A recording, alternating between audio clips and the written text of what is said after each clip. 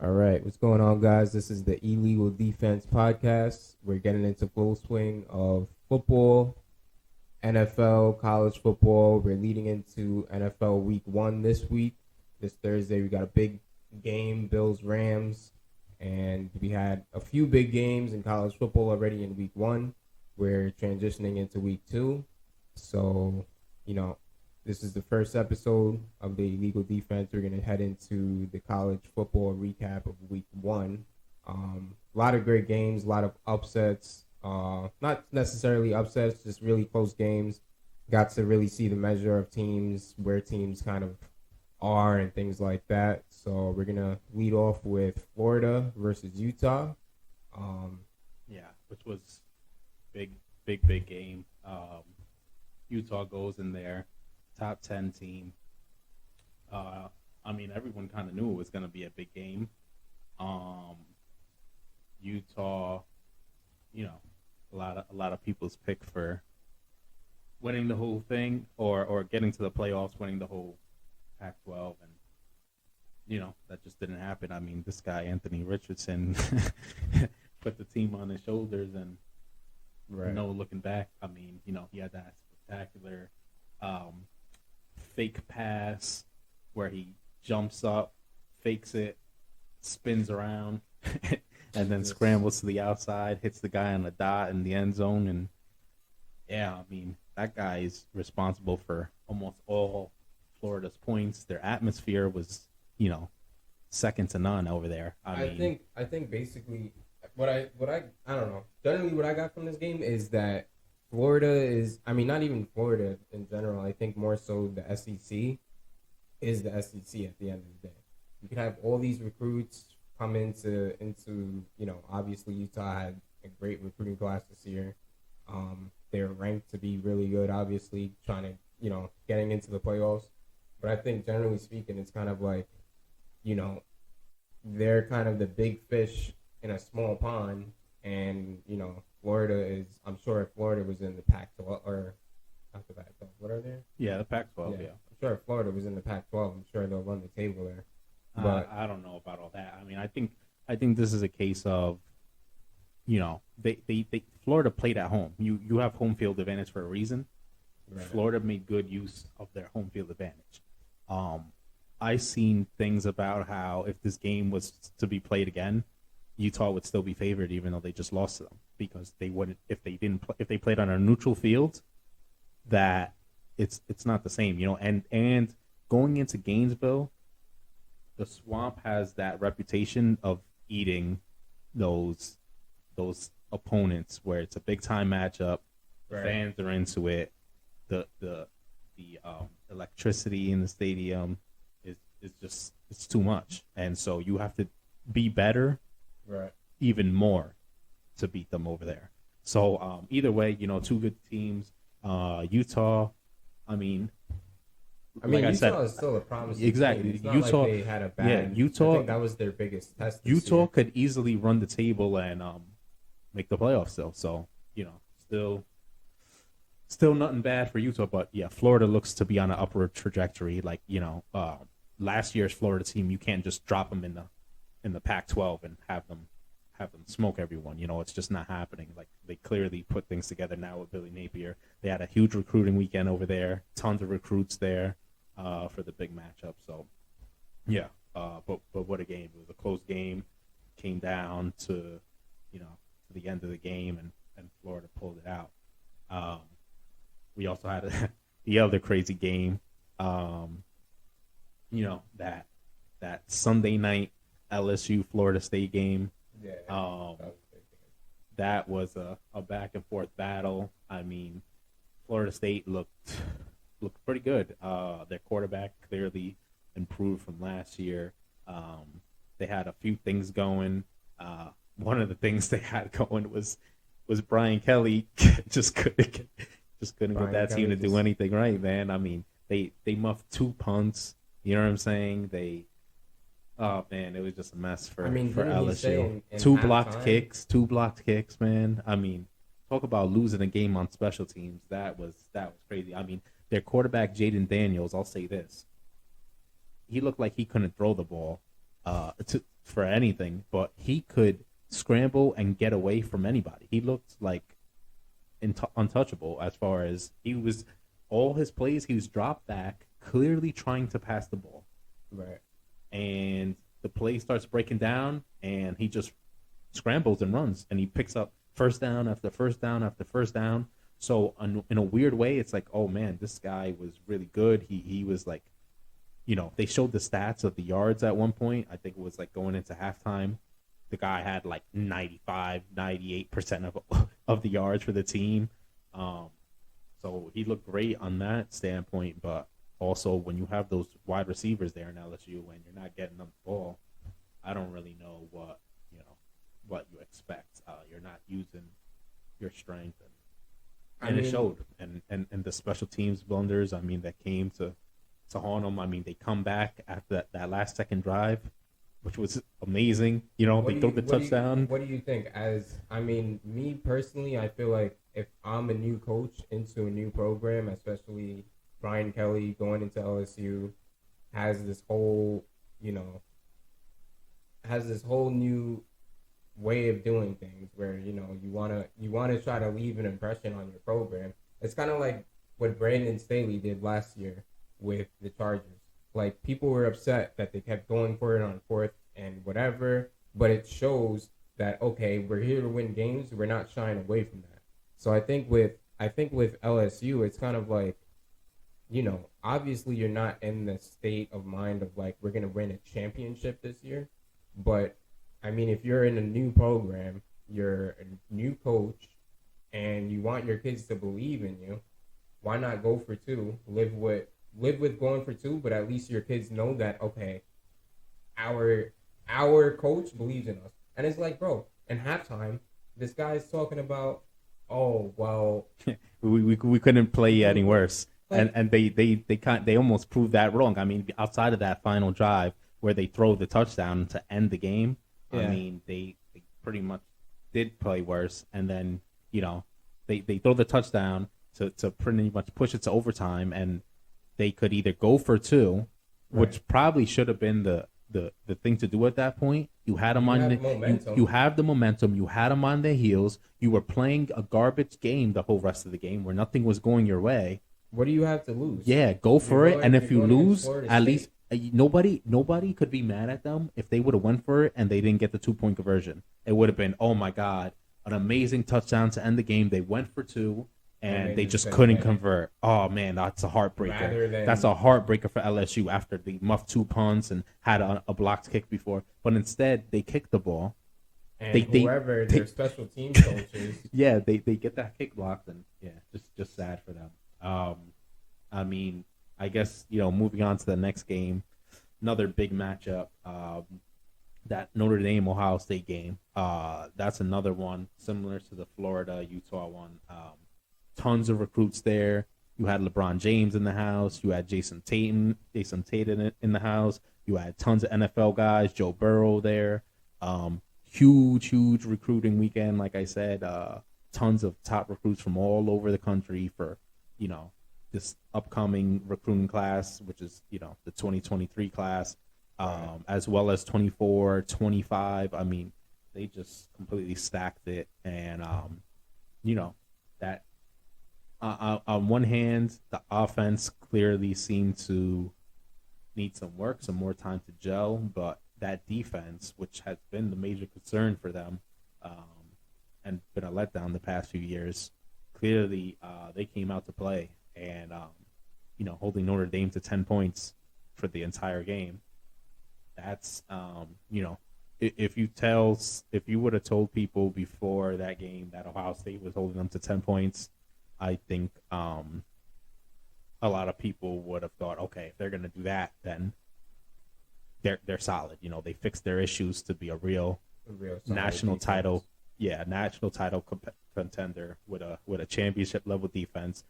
The only part they didn't fulfill was the offense, which, when you look back at the game, all new receivers after JSN is out, he's injured. They're not sure when they're getting him back, but they're not going to rush him back with two easy layup games next. So that offense will be fine, though. Everything will get right, and and they'll be good. So as far as Notre Dame, what do you think as far as how they kind of rank in the country? Although they did lose 21-10, it also does seem like they played way better than what they usually play like. And it seems like they want to. So see, that's the difference. It's like you have Brian Kelly in LSU, and it's kind of crazy because he obviously coached there, but it's like you have Brian Kelly in LSU, and then you have where it's like not that kids are they look lost out there, but they certainly don't look together. And I'm sure if you match that LSU team up with Ohio State's blowing them out of the water. But the difference is, I think, obviously, I think Notre Dame's head coach is obviously a player's coach, but I think generally speaking, it's more so you could see that players want to play for this guy. And you can see that he believes in his team, like he believes in his team. So that makes a significant difference. So I don't know. I think I'm not sold on them being maybe a playoff team, but I'm sold on them at least making like an argument for it. I think another big test is going to obviously be Clemson. That's further down the line, but I don't think that I don't think they're just a walk. I don't think they're a bad team. Yeah, I mean they were ranked number 5 for a reason. I mean that was probably a tad bit high. But they came out. They credit to Notre Dame. They played a good game, and they were up to start the game, and they made it close. And it wasn't really till later in the game when Ohio State was able to pull away and then really put it out of reach towards the very last drive. So credit to Notre Dame, and like you said, those guys they want to play for Marcus Freeman, and they showed it. I guess moving on, we had a few more games. Cincinnati, Arkansas. I kind of felt like Arkansas is a bit underrated this year. Rough game as far as offensively. Didn't score a ton of points, but they did enough to get the win, even though they showed some flaws in their secondary. So, but yeah, they were able to beat ranked Cincinnati. That Houston UTSA game. Yeah, that was a great game. Overtime, was it like quadruple overtime or? It was like I don't even know. Maybe. Yeah, it was a back and forth game. They had that weird 2-point conversion rule where after the first 2, it's 2-point conversions, just screwing it. A lot of sports bettors who pick Houston to cover the spread. But still, man, what a game! And Houston is bright future as far as this year goes. That might be, their toughest game on the schedule. Certainly one of their toughest games on their schedule, and a lot of people's dark horse pick to make a New Year's Six bowl. So, crazy to see Houston pull it out. Also crazy to see UTSA drop it though. After last year, they were just pulling games out late like that. Last year, that they would have won that game. So on one hand, it shows they still have a little bit of that in them still. But yeah, on the other hand, good job by Houston to pull it out. We had the absolute destruction of Oregon this week. Oregon is just Oregon made Stetson Bennett look like Peyton Manning at Tennessee or something. I mean, Jesus Christ. I mean, I think this is a case of Oregon being way overrated. I mean, a new coach, a defensive coach in Dan Lanning, coming from Georgia, looks up to Kirby Smart. He's one of like his mentors, and Oregon, they have some decent players. They have some guys that are gonna be high draft picks, but this is just a situation of too soon. I mean, you throw them in against a team like Georgia, who everyone says, oh, they lost too many players to the NFL draft. Okay, yeah, and the guys who are playing now are going to be drafted just like the guys who went before them. So they proved that they could reload, similar to teams like Alabama and, the Ohio States and Clemsons do similar things as well sometimes. But Georgia clearly proved they could just reload, and they took them to them. A lot of people were saying the offense was probably going to lead the charge, and that kind of was the case there. And then you have Bo Nix. Yeah. Bo Nix was just awful. I think, but that's the problem too. It's like when you rely so much on when you rely so much on doing what you're not used to and doing what you think is effective, you kind of put yourself at risk to lose in such a dramatic fashion, because it's like you're planning to move, you know, in some cases with certain offenses in college, you have to be able to move vertically rather than moving like laterally. It's like you can't move laterally with the athletes that Georgia has.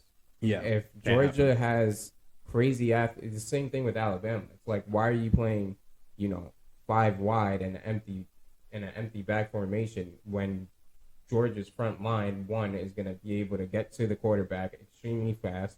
You try to spread the ball, regardless of however wide you set your receivers, whatever the case may be. Laterally, they're going to be able, like, their athletes are. Yeah, you superb. can't Like, you can't use you have to stick to your identity and stick to what you know rather than what you think can actually beat them. Yeah, so like those little screen passes to the side, or getting the best guy in your team to get in space against them.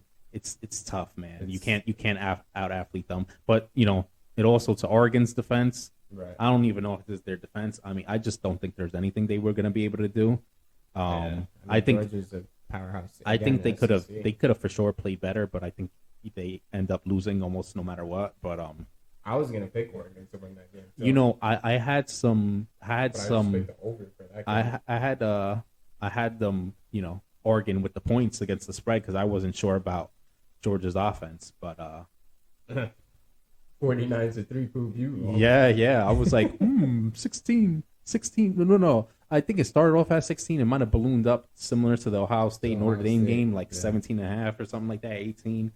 I don't remember now, but yeah, they covered easily, But yeah, we had that West Virginia Pitt game, that backyard brawl. That was a great game. That was early on in the week, right? Yeah, that was the first game to kick off the whole year, and that game didn't disappoint. Huge rivalry game, crazy energy, and I mean, West Virginia came to play. It just wasn't enough. Pitt was able to pull out the win. I thought West Virginia. I took West Virginia with the points. Mm-hmm. I got them at 7.5, so they covered. If you got them at 7, then it was a push. But yeah, they covered for me, and I thought West Virginia had a chance to win outright. And it had a few things go their way. They might have been able to, but Pitt handled their business. They showed why they were a ranked team, and yeah, I mean, we'll see where it goes from here. I mean, it was a rough game, first game of the year. Both teams have, a lot more time to gel and get things right. And I think that was kind of a narrative of this week. Yeah, I mean, week one, there's no preseason. There's no preseason preseason in college football, so these kids, they don't scrimmage like NFL teams. You scrimmage with other guys. I mean, it's rough. So all of them say like the biggest growth on your team is from week 1 to week 2, because that's where you get to see what you did. You get to go in the film room, show everyone what they did wrong, show where they can improve, and then you can do it, and you have something to measure yourself against. You could go, oh yeah, last time I did this and it was wrong, or I was trying to do this too much. The coaches are on it. They do their jobs, and this is where you get to see that improvement. We had that Penn State Purdue game. Penn State almost lost that, though. They did. They almost lost, and I picked Purdue to win. Penn State came out on top. It was a rough game. I mean, Sean Clifford, man, this guy just, he gives the ball up too much. He's a veteran quarterback, but he gives the ball up too much. That pick 6 that he threw, that guy took it to the house. The cameras cut it on him. My man was throwing up on the sidelines. They caught him, zoomed in on him, just letting it out. That was a crazy shot. I seen replays of that video all over the place afterwards. But yeah, I mean, good for Penn State. They found a way to pull out the win, and at the end of the day, that's what mattered. We got both of those North Carolina games. Both of them went on the road. North Carolina at App State, North Carolina State at East Carolina. Man, North Carolina, App State. App State, how do you drop that last, I mean, that game is just a shootout from the beginning. I mean, man, kudos to whoever took the over in that game, because over 120 points is kind of that's like insane. Yeah, and Mac Brown, that guy doesn't disappoint. 70-something years old, dancing around in the locker room, keeping them young. Yeah, but sure. I mean, they had a good game. I think Appalachian State obviously could have stretched it out a little longer. Maybe kid's arm just gave out on him. You put up 61 points, eventually you're gonna get tired. It's like pitching a 90, pitching a 9-inning game, and eventually you're gonna get tired. So I think that's what just set in, kind of overthrew him. Moment got too big for him, and North Carolina came up on top. Yeah, and, you have North Carolina State and East Carolina, which was a pretty solid game. There's a lot of close games this week. There's a lot of close games and a lot of there is there wasn't too many blowouts, but just a lot of close games. So.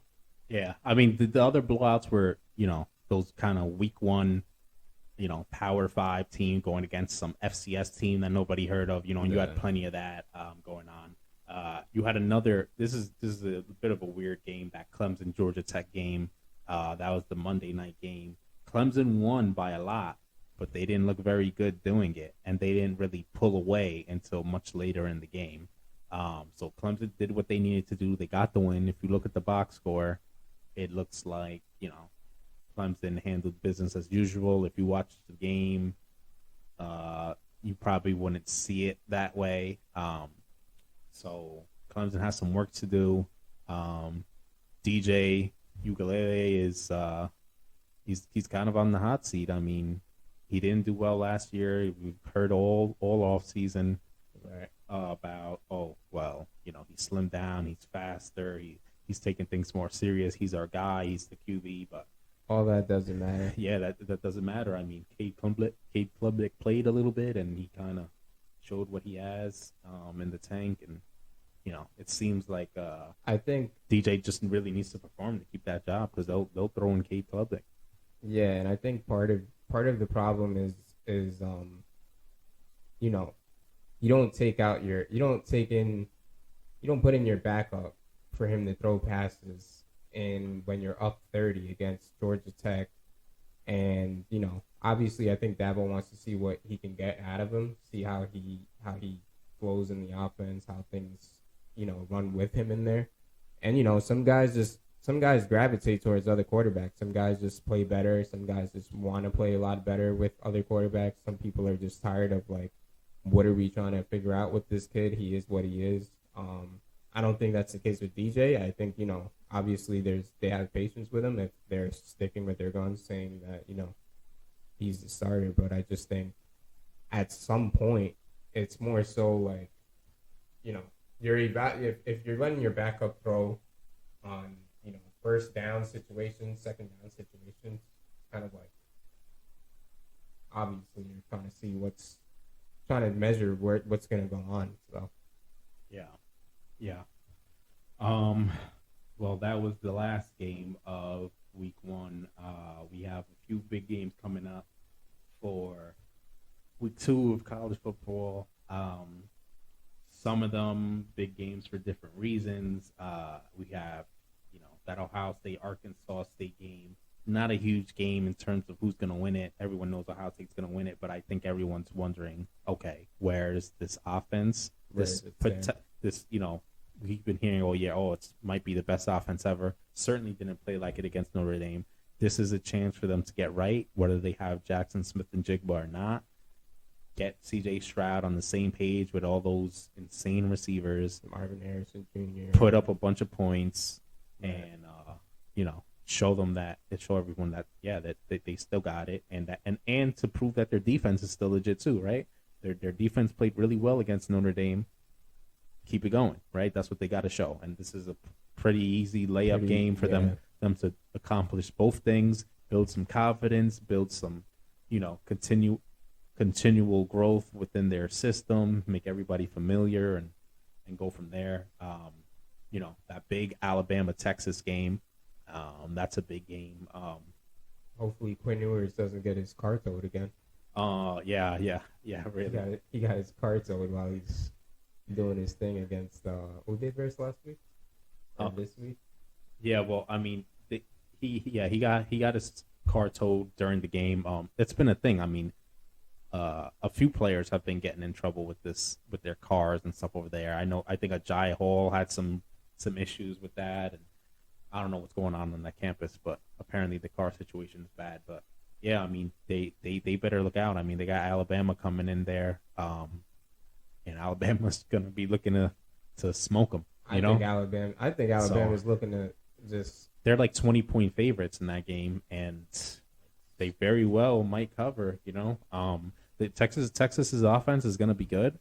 Their defense, who knows? But even if their offense is good, I mean, they have a young O-line. You got to go against Will Anderson, maybe the best player in college football, and then Dallas Turner on the other side, another, probably a top 5 pass rusher. He might be the next best pass rusher besides Will Anderson in college football. So tough test for Texas. So good luck for them. We got South Carolina, Arkansas. Both teams coming off a win. Both teams in a bit of a similar position, like trying to, prove that they're a good team in the SEC and rise above things. So that should be a great game. Definitely looking forward to that one. We got App State at Texas A&M. This is interesting because obviously App State, when put up all those points against North Carolina, I can tell you this: they sure as hell won't put up that many points on Texas A&M.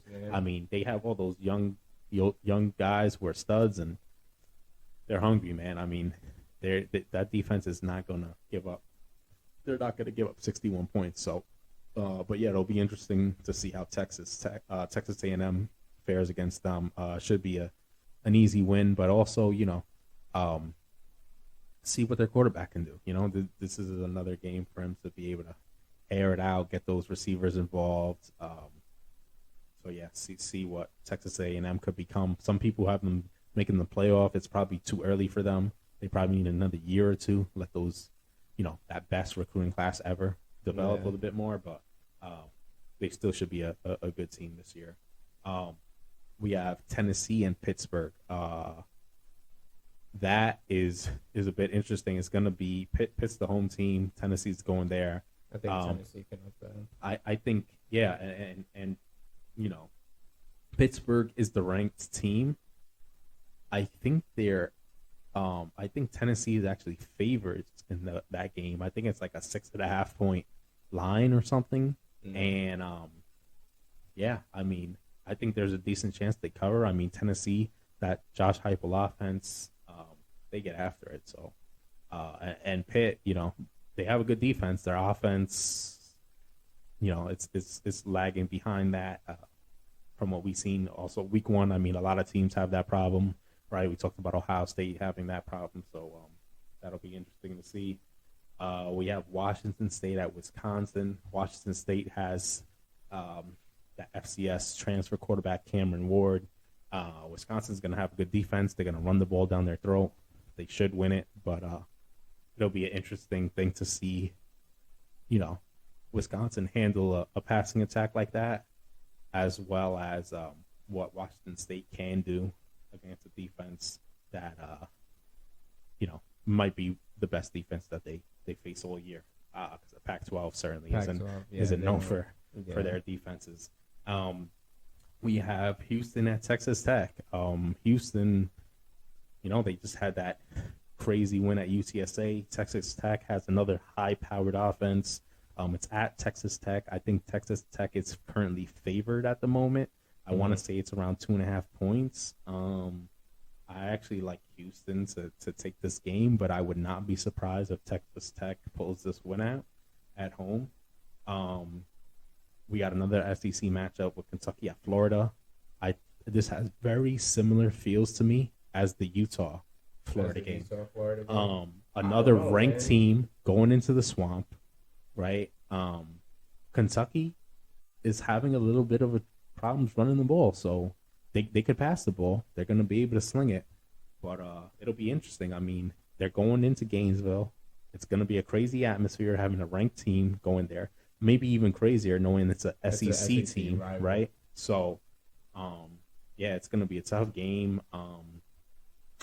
Florida, I mean, they seem to be on an upward trajectory. It might be, where one of those things where maybe Florida is going to be a really good team this year, and we just didn't see it coming, or maybe we saw it coming a little bit, but we don't understand the full extent of that. So, yeah, that'll be an interesting game. Right. We got USC Stanford. The line is only 9 points, I think I saw on this game. I think USC is going to crush them. I think this is an interesting game just because I think this is probably going to be like this is going to be like their coming out party. I think, they know that everyone's, watching this game. This is a later game. It's a later game on the schedule. And yeah, primetime game. I think that these guys are just going to sling it and really try to show why, they're one of the top offenses, and Caleb Williams went there, and Jordan Addison and all that. I think this is, their big shots. USC and Stanford tend to have really, I don't know, they tend to have like really weird games though. Yeah, because like there's times where Stanford eventually it's not that good, and it's not even that good. They're not a good team. They're not anticipated to be good, and then they end up pulling out a win somehow, some way, in some type of odd fashion. But then again, USC is USC, so and then they obviously with Lincoln Riley and everybody else that's over there. So I don't know, but I wouldn't put it past them if Stanford upsets them. I think Stanford can upset them. So. Yeah. Last game I guess we'll talk about to preview is this Baylor BYU game. Both teams ranked. Baylor's ranked number 10. I haven't checked out the new rankings that just dropped. Not that they really matter, but yeah, both teams are ranked. Baylor top 10-ish team. BYU right outside the top 20. So it's a close spread. I want to say about 2.5 points. I think BYU is favored because they are home. Yeah, BYU is favored minus 3.5. Yeah. Also, the line's up to 3.5 now, depending on where you look. So, yeah, I mean, it'll be an interesting game. I'm not really sure either way on this. I'd probably lean more BYU. If I had to put money down, I would have, when I saw it earlier, 2.5, I would have took that. I don't like minus 3.5 for BYU. But yeah, should be an interesting game. That should be a close game. You know what I mean? Yeah. Baylor with Dave Aranda, he's one of the best coaches in college football. He'll have his guys ready to go. And, BYU is just super experienced. I mean, they have so much production coming back. Almost everybody returning, veteran quarterback, stability in their program. So we'll see how that goes. With that, I mean, I guess, we should transition into what do we think our biggest upsets of the week are going to be. Tons of games on the schedule.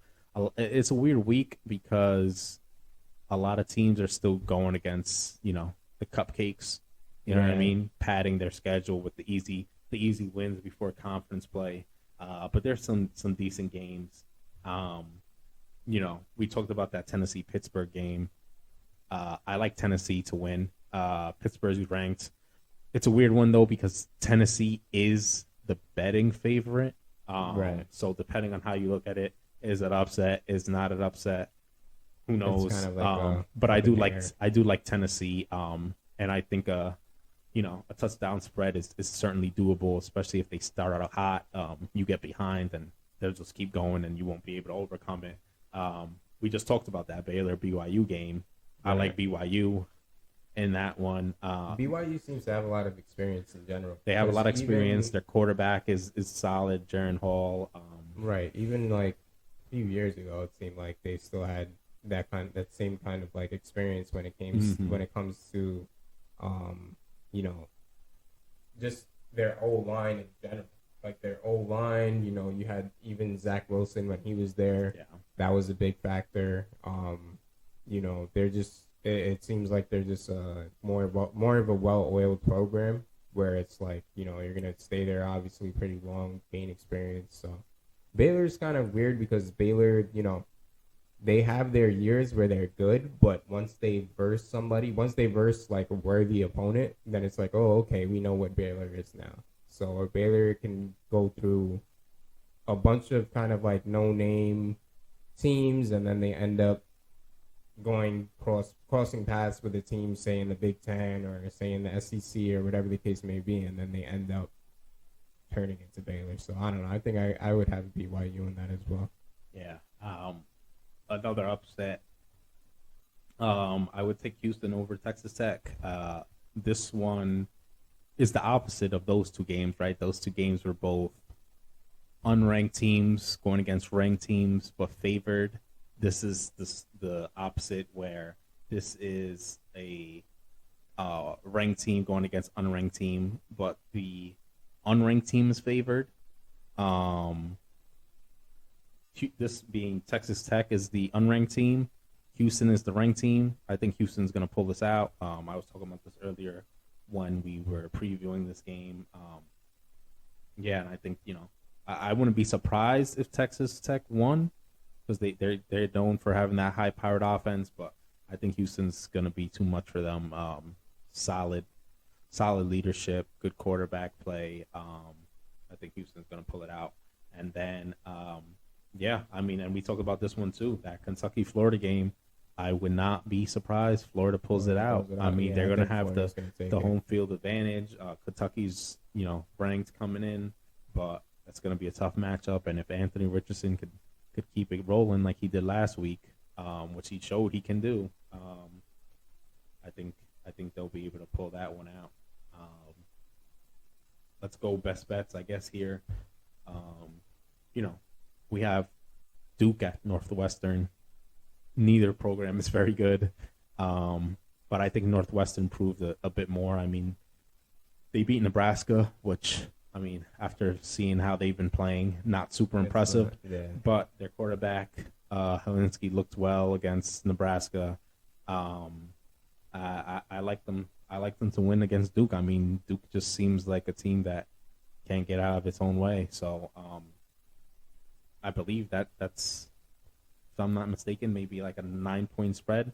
I don't know if they'll cover. It's probably going to be a really low-scoring game. Right. But I do like Northwestern money line to straight up, beat Duke. We have Virginia, Illinois. This is interesting. For some reason, there's this noise around Illinois winning this game, and I don't really know how. They lost back in week 0. Virginia, they still have Brennan Armstrong, their quarterback. He has all his weapons. I think Virginia is just going to win. I think I saw them at plus 4.5. I'd take that bet all day. That seems like a no-brainer. Like I said, I think they're going to win the game. So if you're going to give me points too, sounds good to me. The other one, we mentioned this one earlier, that USC Stanford game. Like I said, I think this is going to be Lincoln Riley's coming out party. I think they're going to put up a ton of points on them. And I think they'll probably cover that 9-point spread with no issues with their prolific offense. I don't think anybody questions their offense being good. You know what I mean? It's just going to be more about their defense. Yeah. But yeah, I think they're all set for that one. And then we could go over some stock up, stock down. Some teams that either exceeded expectations coming in so far. It's early, only seen 1 week. But some teams have exceeded expectations in some areas, and some teams clearly haven't. Ohio State, like we said, that offense really didn't show up, but that defense really, it really came to play, exceeded expectations as far as showing that they could stop people, and if they could, keep that up all year, they'll be ready come playoff time. I think Notre Dame too, just in general. Notre Dame is able to show that they could at least hang with these kinds of top 5, top 4 teams. You allow Ohio State only to score 21 points. Obviously you guys lost, but for most of the game it seemed like they were in control. And then once Ohio State broke the gasket in like the third, then it was kind of like after that, it's kind of like, all right, we're playing catch up ball. Well, this is a situation where I think, Notre Dame looks like they were maybe better. They might be a team that's better than we thought. It's yet to be seen. But also Ohio State was shooting themselves in the foot a little bit by just not playing offense. Right. But yeah, defensively at least, Ohio State showed that it has defense this year, which it hasn't recently. And while their offense didn't really show up, I think you'd be a fool to think that they just suddenly went away with a lot of the same players that they had last year. And I mean, you might say, oh, well, they lost Garrett Wilson and Chris Olave. Okay, well, yeah, well, they played Utah in the bowl game and put up a ton of points with those guys. And they look, like they didn't miss a beat. So yeah. I'm sure they'll get back on track. Georgia's another one. We talked about them obliterating Oregon. Defense looks solid, and offense looks much better than last year. So it seems like Stetson Bennett maybe took the next step. I don't think he's going to be an all-world quarterback, but the guy did win the national championship, and he was showing that he could throw it around a bit. Florida, and we talked about Florida a lot already, but they look like a team on the rise. And a team we didn't talk about, Miami. They put up 70. I mean, they played a cupcake team, but they put up 70. A lot of people higher in Tyler Van Dyke. It's talked about as a potential first-round pick going into the next draft, and they might be another team. 2 teams from Florida looking good then. And, we talk about Florida State beating LSU. Yeah, so I was about to say Florida State doesn't look too shabby. Florida all around is kind of looking to be in the right direction, which is, sadly over the past few years it's been the opposite. So good for them. Teams trending down, stock down. I would say LSU. They're stock down. They're stock down when they went and got Brian Gelling. This is how I feel about it. I feel like their stock is down for this year because some people, I think, thought they were going to be somewhat good this year. I mean, Brian Kelly does have a track record of winning everywhere he goes. He's a bit of an oddball, and everyone's laughing at him after my family. He's doing the whole fake Southern accent. The guys from like Boston, it's like, what are you doing? But I think he'll get that team right. I mean, their star wide receiver, Keyshawn Boutte, just scrubbed his social media of LSU because this guy was not getting the ball. It was terrible. He looked disengaged, wasn't being used. So we'll see how that goes. But I think, LSU clearly this is going to be a rebuilding year for them. Clemson, like we talked about, their defense is there. They have a bunch of studs on defense, but that offense, I mean, they put up 41-10 against Georgia Tech. Like we were saying, it just didn't really seem like that. I'm even surprised every time I look at the score because as I remember it, the game didn't look that way. Yeah. So they're gonna have some work to do, and yeah, either DJ has to get better and be more consistent and be able to put up some points, or at some point they're gonna have to turn to Cade Klubnik. I mean, luckily for them in the ACC, it's not like they're time to kind of it's not like they're in a gauntlet like the SEC where it's like every week you don't have time to figure things out. They'll have a little bit of time, and they'll have to get things under control. And then I guess lastly, that Oregon team. I mean, I think they were way overranked, and they just got buzzsawed by Georgia. Georgia showed the nation who Oregon is, and they need to just recalibrate. I mean, I see Dan Lanning before the game talking to his guys. Oh yeah, we're gonna eat today. No, you got 8. You know what I mean? I mean, so, that's the No, look, I get it. You're a coach. You got to pump your team up, but man, you know what they have over there. You were the defensive coordinator of those guys. You know the guys in that room. You know the recruits coming in. You know these guys are studs. Who's on their offense. You know what they're capable of. Yeah, they just came off a natty, so they still have something to prove. They want to. I don't know. I think it's kind of like how Clemson was a few years ago. Clemson just recently got really big. in the past 10 years. So I think this is kind of the start of Georgia's rebuilding and revamping of who they can actually be. So yeah, I think that's the good thing about college football. College football always has those kinds of things where, you know, you have these teams that they're on the up and up, or you have teams where they end up going down. So yeah, for sure.